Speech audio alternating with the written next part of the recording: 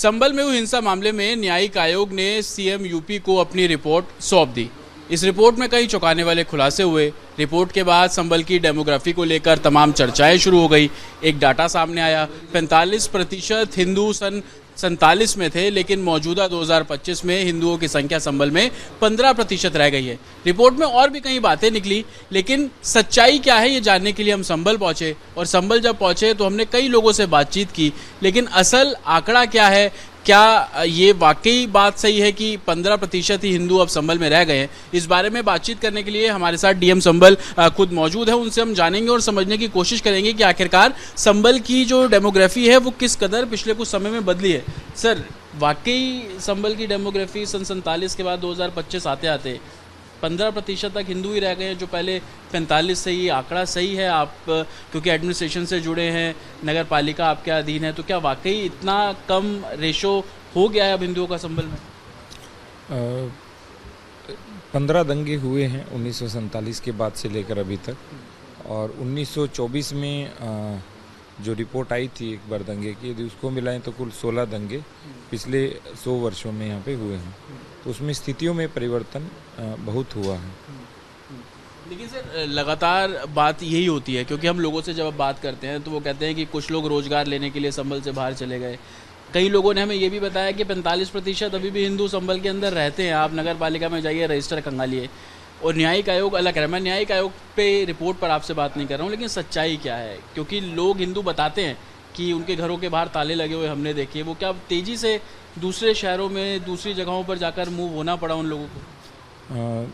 देखिए, हमारे पास एग्जैक्ट जो आंकड़े हैं वो नहीं हैं, लेकिन आप जो विभिन्न माध्यम हैं जिनसे आपको जानकारी प्राप्त हुई है, और उनके माध्यम से ये चीज़ें स्वभावतः दिखती भी हैं। लेकिन इस हिंसा को लेकर सर बहुत सारी चीज़ें निकली। तो क्या वाकई विदेशी फंडिंग हो रही थी इस हिंसा को लेकर जो नवंबर 2024 में हुई? और काफ़ी सारी आतंकी स्थान, एक पैरेलल चीज़ें, ग्रुप खड़ा करने की संभल के अंदर कोशिश, आप लोगों ने भी इन्वेस्टिगेशन की। कितनी सच्चाई इन सब बातों में है कि विदेशों का इन्फ्लुएंस संभल के अंदर बहुत ज़्यादा होने लगा पिछले कुछ समय में? यहाँ फॉरेन लिंकेज रहा था, और फॉरेन के जो कारतूस हैं, पाकिस्तान के कारतूस हैं, वो भी यहाँ पे मिले थे। परंपरागत रूप से भी यहाँ पे कई आतंकी निकले जो देश और विदेश की जेलों में हैं, और वो विदेशों में मारे भी गए। अफ़गानिस्तान में भी यहाँ के एक आतंकी जो था वो मारा गया था। तो यहाँ के जो अपराधी तत्व हैं, उत्पाती तत्व हैं, और जो विदेशी तत्व हैं, दोनों का लिंक रहा था, जिसके बारे में हमारे आईओज़ ने बहुत विस्तार से इन्वेस्टिगेशन किया। और जो 12 एफआईआर दर्ज हुई थी, उसके क्रम में आईओज़ ने पूरी विस्तार से जो अपनी चार्जशीट में इन चीज़ों का उल्लेख भी किया है, और माननीय न्यायालय में अभी ट्रायल चल रहा है। और जो उस दिन प्लानिंग हुई थी उसकी और इस पूरी हिंसा की जो जांच है, वो जब माननीय न्यायालय का निर्णय आएगा उसके बाद स्पष्ट हो जाएगा। लव जिहाद के भी केसेस सर बढ़ रहे हैं संभल में। कुछ ऐसे लोग हैं जो लगातार, मैं दूसरी कम्युनिटी का नाम नहीं लूँगा, लेकिन टारगेट कर रहे हैं एक पर्टिकुलर कम्युनिटी को और उनकी लड़कियों के साथ, या इस तरीके के केसेस बढ़ रहे हैं संभल में। हमारे सामने जो भी प्रकरण आए, हमने कठोरता से कार्रवाई की, और वर्तमान में अभी सब चीज़ें नियंत्रण में हैं। लेकिन पूर्व में ऐसी स्थितियां हुई जो स्थानीय लोग भी बहुत बताते हैं। आज हम सत्यव्रत चौकी भी पहुंचे सर। हमने एक बिग वॉल देखी जहां पे आप सर्विलांस कर रहे हैं, सीसीटीवी स्मार्ट सिटी के तहत आप लोगों ने इंस्टॉल किए। कितनी ज़रूरत आप लोगों को महसूस हुई कि इस तरीके की टेक्नोलॉजी संभल में होनी चाहिए, ताकि 24 नवंबर को जो हुआ वो दोबारा कभी रिपीट ना हो? उसको लेकर और क्या आप कदम उठा रहे हैं? और इस प्रोजेक्ट के बारे में थोड़ा बताइए कि संभल कितना सिक्योर है, जो हिंदू बाहर निकले वो सेफली वापस आएँ, खुशी से रहें, उसको लेकर प्रशासन क्या काम कर रहा है? आज के दिन संभल पूरी तरह से सुरक्षित है। यहाँ नियमित रूप से पीस कमेटी की बैठकें होती हैं।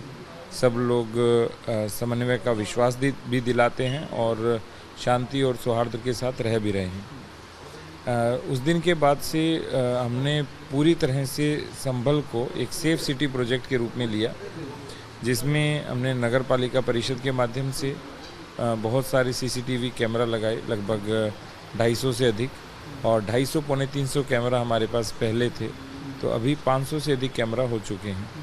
और उसमें हमने जो हाई रिजोल्यूशन कैमरा है, जो ANPR है या PTZ कैमरा है, कैमरा विद वॉइस रिकॉर्डिंग है, वो सब हमने लगाए ताकि किसी भी प्रकार की कोई भी छोटी से छोटी भी घटना तुरंत कैप्चर हो और तुरंत उसका पता लगे।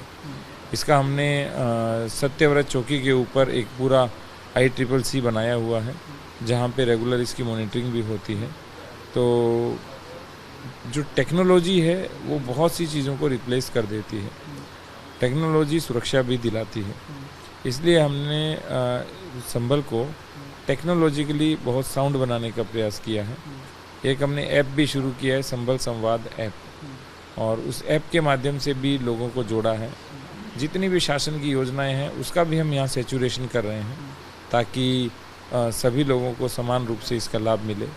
हमारा बस एक ही प्रयास रहता है कि जो उस दिन 5 घंटे हिंसा हुई और जिसको पुलिस और प्रशासन ने बहुत अलर्ट रह करके अपनी जान की परवाह किए बिना लोगों को भी बचाया और हिंसा को भी बढ़ने से बचाया और संभल को भी जलने से बचाया, वही स्थिति लगातार अभी बनी हुई है। और निरंतर मजिस्ट्रेट और पुलिस ऑफिसर्स हमारे यहाँ फुट पेट्रोलिंग भी करते हैं और निरंतर संभल में आते भी रहते हैं। 24 नवंबर के वो 5 घंटे सर हम भी ग्राउंड पर थे, मैंने देखा आपको पत्थर भी लगा लोगों में, और न्यायिक आयोग की रिपोर्ट पे तो आप नहीं बताएंगे, लेकिन लोगों का भी ये कहना है कि अगर प्रशासन नहीं होता तो हिंदुओं के ऊपर बहुत कुछ उस दिन ऐसा हो सकता था जो कि प्रशासन के रहते नहीं हो पाया। सिचुएशन उस दिन अगर आप कुछ बता पाए कि क्या हिंदू मोहल्लों को ही टारगेट करने के लिए वो भीड़ इकट्ठी हो गई थी, और जो विवादित ढांचा जिसको अब बोला जा रहा है उसके पीछे उनके कुछ ऐसे बस्तियां हैं, गलियां हैं जहां पर वो हिंदू बहुत ज़्यादा पॉपुलेशन में रहते हैं, उनको निशाना बनाने की कोशिश थी कुछ उपद्रवियों की? ये तो था। और उस दिन यदि हम जो 4 जगह हमारी बैरिकेटिंग लगी हुई थी, यदि उससे थोड़ा सा भी पीछे हट जाते या भीड़ की चोट लगने से हमारे पुलिस पर्सनल पीछे हट जाते या मैं और कप्तान साहब भी पीछे हट जाते तो समस्या गंभीर हो जाती। हम दोनों ने बात की, चाहे कुछ भी हो, लेकिन हम पीछे नहीं हटेंगे। और इसी का परिणाम था कि लगभग 2 घंटे तक कशमकश चली और उसके बाद भीड़ तितर बितर हुई। उन्होंने हिंसा की, आगजनी की, गोलीबारी की, यानी जो वो कर सकते थे वो सब करने का प्रयास किया। और सर्वे टीम के पास वो पहुंचना चाह रहे थे और पीछे जो हिंदू आबादी रहती है वहाँ पर भी हमारी चौकसी थी कि भीड़ किसी भी रूप में उधर नहीं बढ़े, क्योंकि वहाँ मिश्रित आबादी भी है, भीड़ भी है, तो बड़ी हानि होने की संभावना थी। और आगे बाजार भी था, तो हमने बाजार की ओर भी नहीं बढ़ने दिया, आगे की आबादी की ओर भी नहीं बढ़ने दिया और सर्वे टीम की ओर भी नहीं जाने दिया। तो वो एक जो 15 फीट की रोड है, पीछे आपने देखा होगा 15-20 फीट की रोड है, केवल वो 15-20 फीट की रोड है, उसी को हमने ढाल बनाया। और वो लोग गली में थे, हम रोड की इस तरफ थे, तो वो क्रॉस सेक्शन बन गया था। तो उस क्रॉस सेक्शन से हमने कभी भी आगे नहीं जाने दिया। बाद में लगभग 50 मीटर तक हम उनको खदेड़ते रहे, लेकिन उस दिन को याद करते हैं तो हम सोचते हैं कि उस दिन तो हमने मृत्यु से ही साक्षात्कार किया था। पत्थर भी लगे, हमारे कप्तान साहब को भी चोट आई, हमारी टीम के लोगों के भी बहुत चोट आई, लेकिन सबसे बड़ी बात, सबने टीम संभल के रूप में काम किया, जनता को बचाने के लिए काम किया। संभल को जलाने की जो तैयारियां थी उसके रोकने में सब लोगों ने अपनी महती भूमिका निभाई। भीड़ का कोई चारा नहीं होता सर, लेकिन वो भीड़ बाहर से आई, इसका जिक्र न्यायिक आयोग की रिपोर्ट में भी है। और जब आप लोग इन्वेस्टिगेट कर रहे थे उस समय भी हम कई ऐसे सबूत मिले, आउटसाइडर्स बहुत ज़्यादा थे सर उस समय, कि बाहर से आकर संभल को जलाना, एक कम्युनिटी को टारगेट करना उनका मकसद था। देखिए, दोनों जो विषय हैं वो एक तो आईओ की जांच का विषय है और दूसरा माननीय न्यायिक आयोग की रिपोर्ट है। तो एक न्यायालय में चार्जशीट के रूप में दाखिल हो चुका है और दूसरा माननीय न्यायिक आयोग की रिपोर्ट जब भी आएगी तो उससे विस्तार से सबको जानकारी मिलेगी। मैं तो बस इतना ही कहूँगा कि जो वह दिन था उससे हम बहुत सारी चीज़ें सीखे कि किस तरह से जो आपराधिक तत्व हैं, उत्पाती तत्व हैं, वो किसी को भी नुकसान पहुंचा सकते हैं और कैसी भी घटना कारित कर सकते हैं। तो उसके बाद से हम पूरी तरह से पहले भी अलर्ट थे, उस दिन भी त्रिस्तरीय सुरक्षा घेरा था, बाहर की ओर भी हमने बैरिकेटिंग लगा रखी थी। लेकिन संभल की जो जनसांख्यिकी इस तरह से है कि मात्र 5 किलोमीटर के एरिया में 4 लाख लोग रहते हैं, मात्र 1 किलोमीटर के एरिया में लगभग 60,000 से लेकर 1 लाख लोग रहते हैं। तो एक ही स्थान पे जब इतने लोग हैं तो उनका जो भीड़ है वो इकट्ठी हो, उसको हमने पूरी तरह से रोका और उसको तितर बितर लास्ट में किया। और जो भी चीज़ बाकी एलिमेंट है, फॉरेन एलिमेंट के बारे में हमने बताया कि वो लोग थे, स्थानीय आपराधिक तत्व भी शामिल थे सब।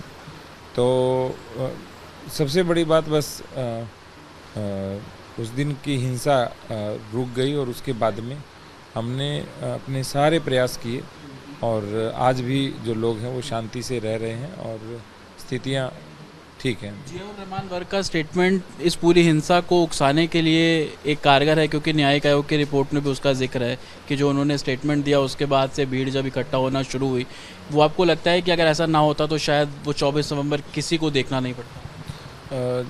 वो 19 और 24 के बीच 22 नवंबर का स्टेटमेंट था और उसके बारे में हमारे आईओज़ ने विस्तार से रिपोर्ट बनाई है और उसको न्यायालय में भी, माननीय न्यायालय में भी प्रस्तुत किया है।